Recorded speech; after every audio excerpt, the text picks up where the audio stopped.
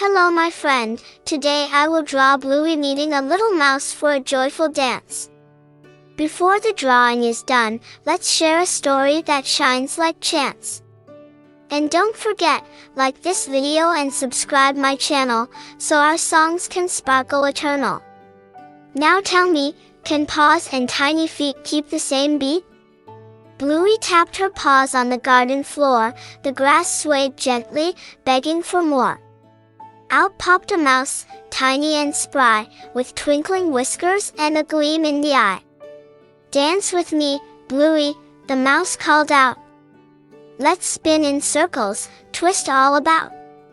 Bluey twirled fast, tail wagging bright, together they leapt in the silver moonlight.